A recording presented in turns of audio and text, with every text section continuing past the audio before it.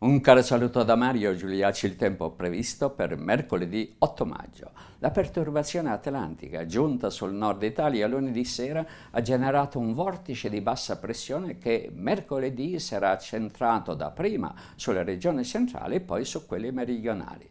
Gli effetti, rovesci e temporali sparsi al centro-sud tranne la Toscana e più frequenti nelle ore pomeridiane.